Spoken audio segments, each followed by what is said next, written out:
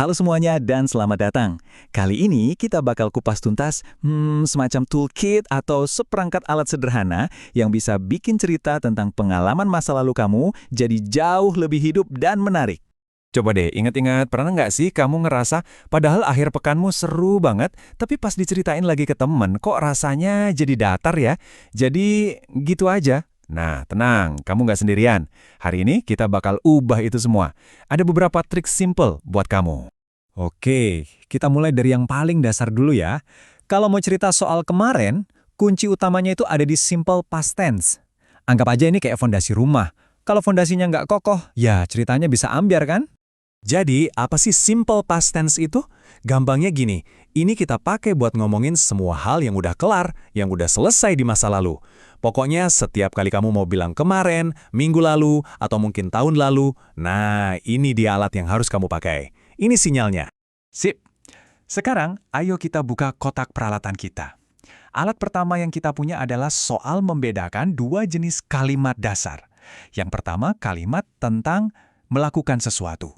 Dan yang kedua, kalimat tentang ya berada dalam sebuah keadaan.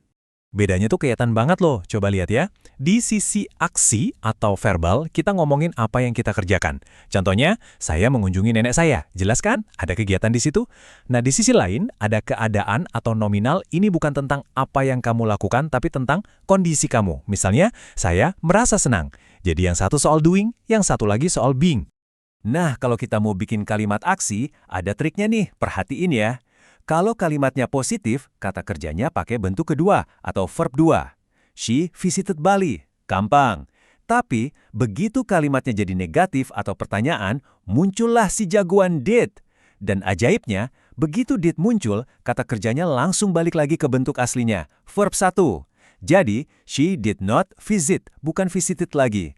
Ini penting banget buat diingat. Nah, sekarang kita pindah ke kalimat keadaan.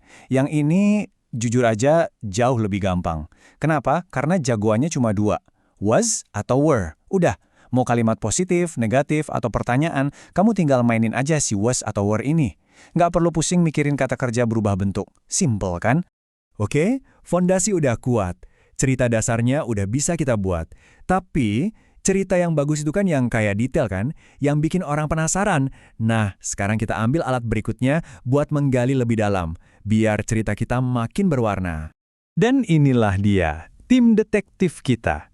Kata-kata tanya ini, what, where, when, why, who, dan how, adalah alat terbaik buat ngorek detail. Setiap pertanyaan ini ibarat kunci yang bisa membuka pintu baru, nambahin lapisan baru di cerita kamu. Yang paling enak, polanya tuh konsisten banget. Gampang ditebak. Kalau kamu mau nanya soal aksi atau kegiatan, pasti pakai did. Contohnya, where did you go? Tapi kalau mau nanya soal keadaan atau kondisi, andalannya ya was atau were. Jadi, where were you? Lihat kan, polanya itu aja, jadi gampang banget buat diinget.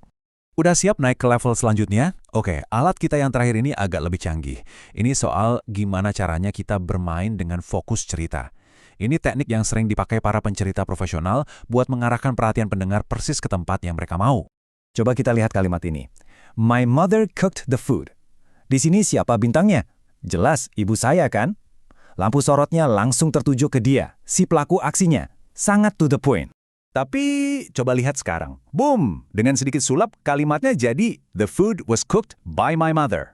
Sekarang siapa yang ada di bawah lampu sorot? Makanan itu. Tiba-tiba, si makanan jadi bintang utamanya. Dan ibu saya perannya jadi pemeran pendukung. Keren kan? Fokusnya langsung geser total. Rumusnya gampang kok. Cukup pakai was atau were, terus ditambah kata kerja bentuk ketiga atau verb 3. Nah, kapan sih kita pakai ini? Ini jadi alat yang super ampuh kalau kamu mau menekankan hasil dari sebuah aksi, bukan siapa yang melakukannya. Jadi, makanannya yang lebih penting, bukan siapa yang masak.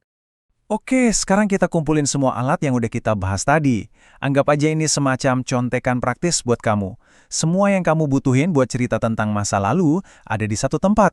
Kita rekap cepat ya. Buat cerita aksi, ingat aja soal did dan kata kerja yang balik ke bentuk dasar. Buat cerita keadaan, sahabat terbaikmu adalah was dan were. Dan kalau mau ubah fokus cerita, tinggal gabungin was atau were dengan verb 3. Simple, semua alatnya udah siap pakai. Jadi pada akhirnya, ini semua bukan cuma soal rumus tata bahasa yang kaku loh. Ini adalah seperangkat alat buat kamu untuk jadi pencerita yang lebih baik. Kamu udah punya semuanya sekarang. Jadi pertanyaannya adalah, lain kali ada yang nanya, gimana akhir pekanmu? Cerita keren apa nih yang bakal kamu sampein?